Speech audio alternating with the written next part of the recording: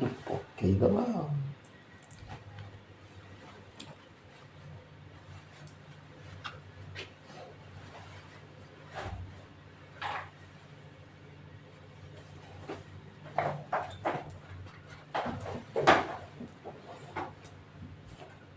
ओम जगन्नाथ स्वामी नयन पथगामी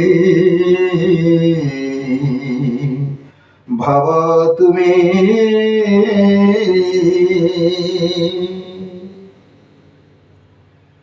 सुंदर कथा वस्तुटे नहीं आपण मानक आगरे दास किंचन आपण मानक आगरे सुंदर कथा वस्तुटे मु रखुची। छोट सहित मिसिले सुंदर गल्पटे आपण शिक्षणीय गल्पटे आपण मानक आगे मैं प्रकाश करुच्ची।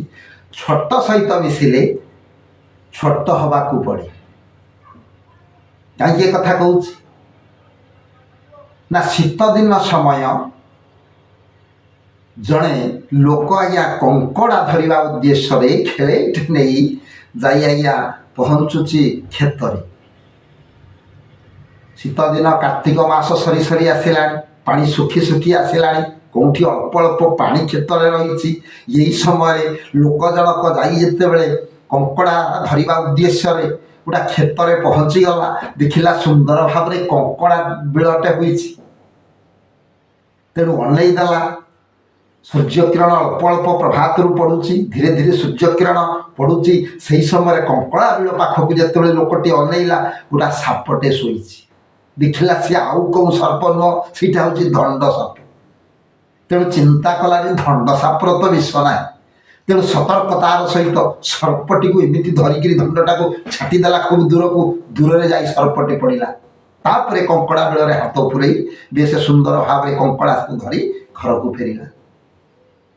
तही पर दिन जाते कंकड़ा धरवाई से समय लोकटी पहुँचला देखला से कंकड़ा बिल पाखे से सर्पटी शोची। कलारे प्रत्येक दिन कौन ये सर्पटा ये शोची पुणी तही पर दिन से सर्पटा को धरिकी जोर कर फिंगिला आउ टे दूर में जाई दंड पड़ा अनौची। अरे मोर टे विष जो दंड चिंता करुच्ची मोर टे जदि विष था गोटा चोटके जीवन बढ़ई दिखती मत बारंबार से फिंगुची ओह मोर विष टिके ना। पुणी तही पर दिन कंकड़ा धरिकी से घर को फेरला से दंड ये प्रकार बारंबार आघात पाई कौन कला जाऊँगी मो भाई गोखर पाखक मुझे ये मोर सीना विष ना तार तो विष अच्छी ना जाई आज्ञा गोखर पाखरे दंड पहुँचला। जमी आज्ञा गोखर पाखरे पहुँचला कला भाई गोखर मो प्रति भारी अन्याय होना कौन हो कहूनु ना प्रत्येक दिन से लोकटी आसूची आज्ञा कंकड़ा धरवाई कंकड़ा बिल पाखरे टे खरा लगुच शीत दिन समय मत टे शोवाई भल लगुच केतले केतले गोटा गोटा कंकड़ा खाऊँ।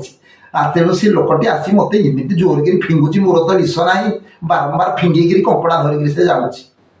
गोखर जिते ये दंड कथा को शुणी कला भाई रे कि भाई दंड तू काली से शोबुनि से मु शोबी काली।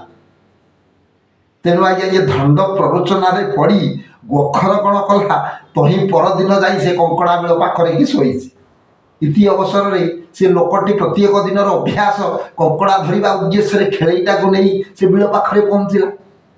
जमी बिल पाखरे पहुँचला देखला से सर्पटी शोई। तेणु काल विलंब न कला ये कौन टे बड़ सापटे शोई हौ हौ हौ ये कंकड़ा खाई बोधे मोटा सोटा है। तेणु आज्ञा सतर्कता सहित से सर्पटी को धरी एमती जोर कर आज्ञा फिंगिला खूब दूर में आज्ञा दुई तीन खंड बिल आरपटे गोटा सप्त फेणी कंटाटे होता से कंटा उपरे पड़ी आज्ञा गोखर से दिन फुड़ी होकर पड़ी। गोखर को एमती फिंगिला जोर कर लोकटी फिंगिदेला से सप्त फेणी कंटारे कि जाकर गोखर पड़ा ता देहरे ता सर्वांगे सब सप्त फेणी कंटा गुड़ाक टप टप होकर फुड़ीगला।